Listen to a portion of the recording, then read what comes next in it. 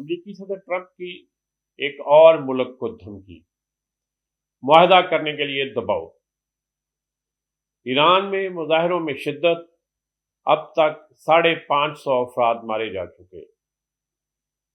Trump کو محدود اور بڑی جنگ سمیت مختلف آپشنز پر بریفنگ، مگر کیا امریکہ ایران پر حملہ کرنے جا رہا ہے اور ایران کی حکمت عملی کیا ہے؟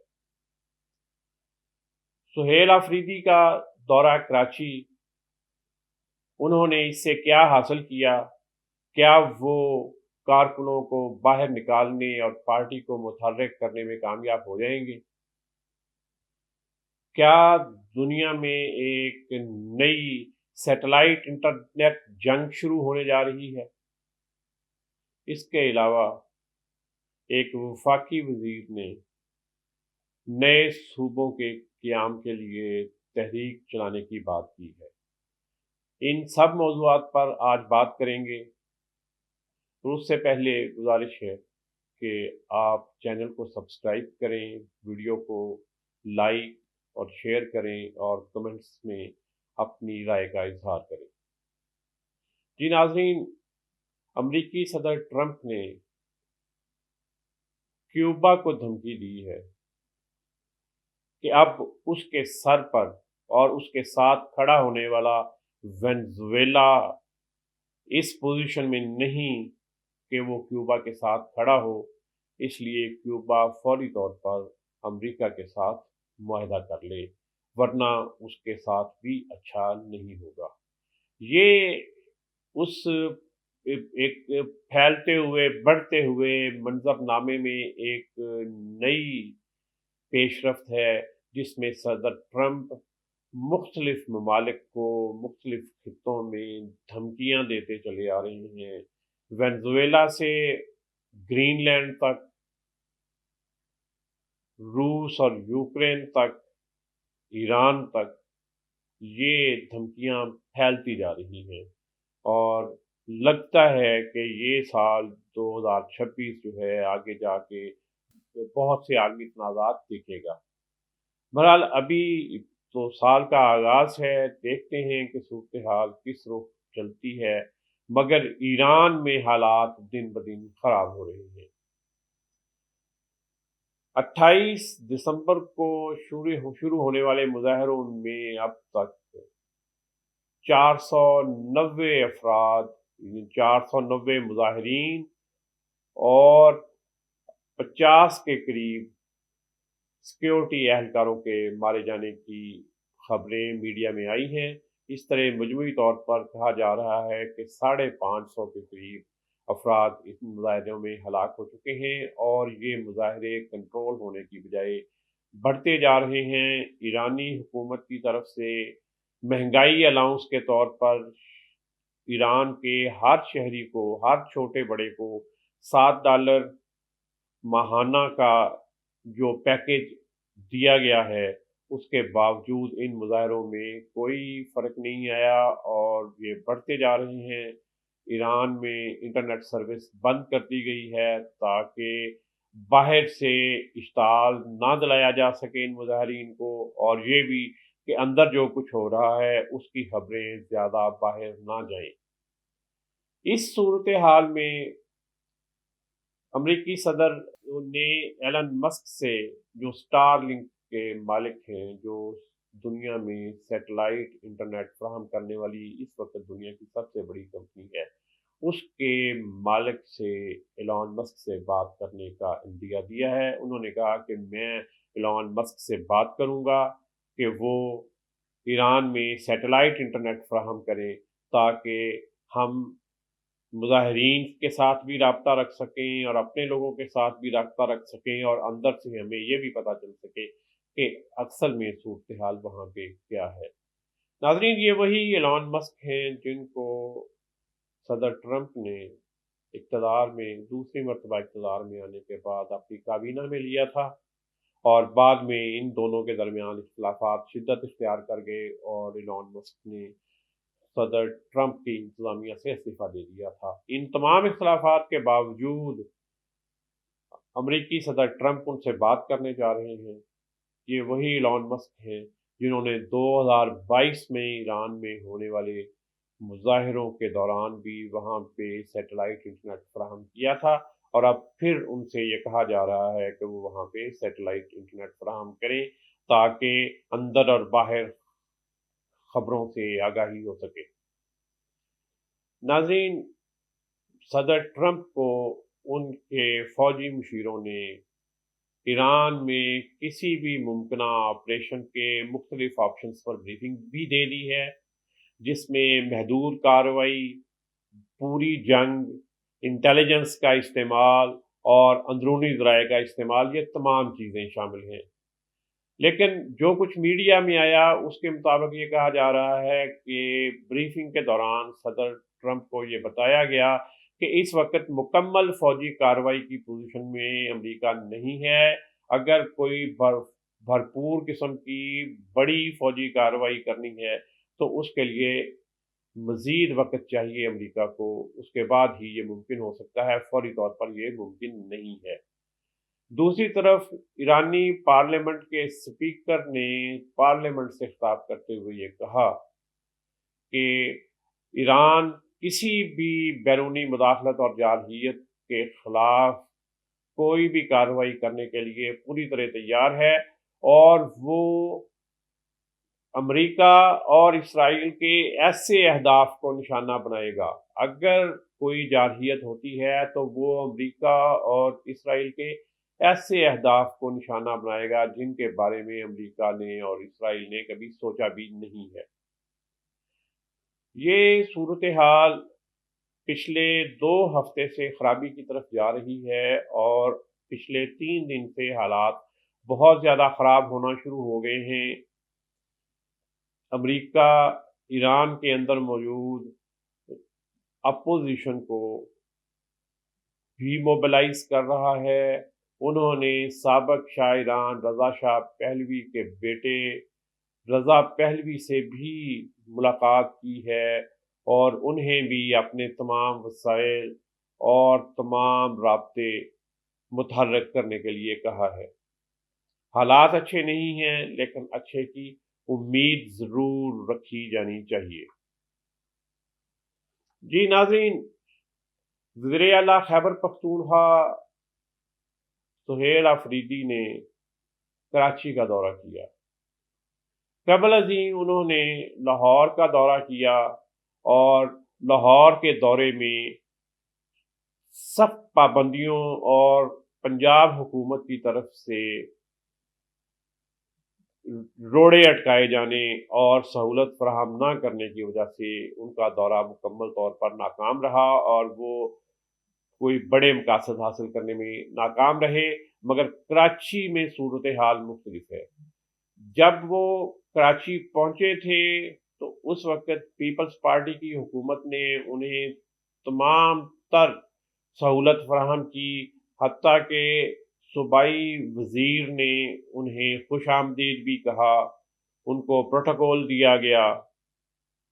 وہ کراچی سے حیدرآباد گئے تو اس وقت تک تھوڑے سے حالات تبدیل ہو چکے تھے، اور حیدرآباد بار ایسوسیشن جہاں انہوں نے خطاب کرنا تھا، حیدرآباد بار ایسوسیشن نے کہا کہ ہم نے وہ خطاب منسوخ کر دیا ہے۔ یہ 24 گھنٹے کے اندر اندر ایک بڑی ڈرامائی تبدیلی تھی کہ وہ پاکستان پیپلز پارٹی اور وہ پاکستان پیپلز پارٹی کی صوبائی حکومت، جس نے وہاں پہنچنے پر سہیل آفریدی کو سہولتیں فراہم کیں اور ان کو پروٹوکول دیا، اور ان کے لیے کسی طرح کا مسئلہ پیدا نہیں ہوا تھا۔ اگلے 24 گھنٹے کے دوران ان کے لیے وہاں پہ کافی مشکلیں پیش آئی، لیکن یہ مشکل اس طرح کی نہیں تھی جس طرح کی لاہور میں پیش آئی۔ وہ حیدرآباد سے واپس کراچی گئے تو راستے میں رکاوٹوں، سڑکوں کی بندش اور دیگر وجوہات کی بنا پر انہیں بار بار راستے تبدیل کر کے جانا پڑا، اور کراچی میں جو جلسہ منعقد کیا جانا تھا، کیونکہ مزار قائد وفاقی حکومت کے زیر انتظام ہے اور زیر کنٹرول ہے، تو وفاقی حکومت نے مزار قائد پر جلسے کی اجازت نہیں دی۔ تاہم انہوں نے یہ پی ٹی آئی نے مزار قائد سے باہر وہ حصہ یا وہ سڑکیں، وہ جگہ جو وفاقی حکومت کے کنٹرول میں نہیں ہے، وہاں پر جلسہ اناؤنس کیا۔ جلسے کا وقت بھی بار بار تبدیل کیا گیا، رکاوٹوں کے باوجود رات کوئی 10 بجے کے بعد سہیل آفریدی وہاں پہ پہنچنے اور جلسہ کرنے میں کامیاب ہوئے۔ کوئی بہت بڑا جلسہ نہیں تھا، لیکن پچھلے 3 سال میں یہ کراچی میں ہونے والا سب سے بڑا جلسہ تھا جو پی ٹی آئی نے کیا ہے۔ قبل ازیں پی ٹی آئی کے وہ لوگ، آپ اسی سے اندازہ لگائیں کہ عارف علوی 5 سال تک صدر رہے، پی ٹی آئی سے ان کا تعلق ہے، پی ٹی آئی کے وفاقی وزراء بھی تھے، مگر سابق وفاقی وزراء، مگر کوئی بھی پی ٹی آئی کو پچھلے خاص طور پہ الیکشن کے بعد کے 2 سال میں وہاں پہ موبلائز نہیں کر سکا، متحرک نہیں کر سکا اور کارکنوں کو باہر نہیں نکال سکا۔ مگر جتنے بھی کارکن نکلے، یہ ضرور ہے کہ سہیل آفریدی کے کارکنوں کو باہر نکالنے اور پارٹی کو متحرک کرنے میں کامیاب ہوئے ہیں۔ یہ کہاں کہاں میسج جاتا ہے، اس سے وفاقی حکومت کیا اخذ کرتی ہے اور کیا پالیسی آگے جا کے بناتی ہے، صوبائی پیپلز پارٹی کی گورنمنٹ آگے جا کے کیا حکمت عملی بناتی ہے۔ اگر پی ٹی آئی وہاں پہ متحرک ہوتی ہے اور اپنے قدم جماتی ہے اور ان کے قانون ان کے ساتھ نکلتے ہیں، تو یہ یقینی طور پر پاکستان پیپلز پارٹی اور اس کی صوبائی حکومت کے لیے بھی کنسرن کا باعث ہوگا۔ لیکن یہ سب سے زیادہ کنسرن کا باعث ہے، سب سے زیادہ تشویش کا باعث ہو سکتا ہے ایم کیو ایم کے لیے۔ وہ ایم کیو ایم جو پچھلے 40 سال سے شہر قائد پر سیاسی طور پر سب سے بڑی پارٹی کے طور پر حکمرانی کرتی رہی ہے، پچھلے کچھ عرصہ میں وہ بھی اپنے کارکنوں کو موبلائز نہیں کر سکی۔ اور اگر یہ کارکن موبلائز ہوتے ہیں، باہر نکلتے ہیں، سہیل آفریدی وہاں پہ حمایت لینے میں کامیاب ہوتے ہیں، تو یہ یقینی طور پر ایم کیو ایم کے لیے تشویش کا، پریشانی کا باعث ہوگا۔ جی ناظرین، ایک وفاقی وزیر نے یہ کہا ہے کہ وہ صوبوں کے قیام کے لیے، نئے صوبوں کے قیام کے لیے تحریک چلانے جا رہے ہیں۔ عبدالعلیم خان نے، جو استحکام پاکستان پارٹی کے سربراہ ہیں، یہ کہا ہے کہ ہم صوبوں کے لیے تحریک چلائیں گے۔ نئے صوبوں کے قیام کے لیے پچھلے چند ماہ سے ایک برین سٹارمنگ، ان کے وارم اپ ایکٹیویٹی جاری ہے، جس کا آغاز ایف پی سی سی آئی میں یونائٹڈ بزنس گروپ کے سرپرست اعلیٰ patron in chief S M Tanveer نے کیا تھا۔ یہ وہ ایس ایم تنویر ہیں جو نگران پنجاب کابینہ میں وزیر تھے۔ اس کے علاوہ بھی انہیں بزنس کمیونٹی کی حمایت حاصل تھی اور انہوں نے مختلف بڑے شہروں کے چیمبرز کا دورہ کر کے تو بزنس کمیونٹی کی قیادت کو بھی اعتماد میں لیا اور انہیں اس بات پر قائل کیا کہ نئے صوبے ملک میں بننے چاہیے۔ پھر کچھ میڈیا ہاؤسز جو ہیں ان کے مالکان نے بھی اس پر کیمپین چلائی ہے اور وہ مختلف اوقات میں مختلف جگہوں پہ سیمینارز کر کے یا اپنے میڈیا ہاؤسز کے ذریعے اس بارے میں رائے عامہ ہموار کرتے رہے ہیں۔ اور اب عبدالعلیم خان کا کہنا ہے کہ ہم اس کے لیے باقاعدہ تحریک چلانے جا رہے ہیں۔ شاید یہ ایک کوئی سیریس موو ہے، اور یہ بھی کہا جا رہا ہے کہ 28ویں ترمیم سے پہلے اس پر کوئی اتفاق رائے پیدا کرنے کی یا سیاسی طور پر اس کی حمایت حاصل کرنے کی کوشش کی جا رہی ہے، تاکہ 28ویں ترمیم میں نئے صوبوں کے قیام کا معاملہ بھی حل کیا جائے۔ اس حوالے سے کچھ قومی اسمبلی کی اندر بھی اور پھر کے پی کے اسمبلی کے اندر بھی ایکٹیویٹی ہوئی. اس میں قومی اسمبلی میں تحریک پیش کی گئی کہ نئے صوبے قائم کیے جائیں. کے پی اسمبلی میں صوبہ ہزارہ کے قیام کے لیے قرارداد منظور کی گئی. اب اگر یہ تحریک چلتی ہے جس کی سرپرستی اور جس کی سربراہی یا قیادت اگر وفاقی وزراء کرتے ہیں تو اس کا مطلب یہ ہوگا کہ موجودہ وفاقی حکومت سمیت مقتدر حلقوں کی حمایت بھی اس تجویز کو حاصل ہو چکی ہے کہ ملک میں نئے صوبے قائم کیے جائیں. اور اس میں خاص طور پہ پنجاب کو تقسیم کرنے کی بات کی جا رہی ہے کہ اس میں جنوبی پنجاب، مغربی پنجاب اور شمالی پنجاب کے نام سے نئے صوبے بنائے جائیں. ہزارہ کی بات ہو رہی ہے. اس کے علاوہ سندھ کو بھی اسی طرح کراچی، اپر سندھ اور لوور سندھ یا اس سے ملتے جلتے یا مختلف ناموں کے ساتھ 3 صوبوں میں تقسیم کرنے کی بات ہو رہی ہے، جبکہ بلوچستان کو بھی کم از کم 3 صوبوں میں تقسیم کرنے کی بات کی جا رہی ہے. جی ناظرین، ایسا لگتا ہے کہ امریکہ اور چین کے درمیان سیٹلائٹ انٹرنیٹ کی جنگ شروع ہونے جا رہی ہے.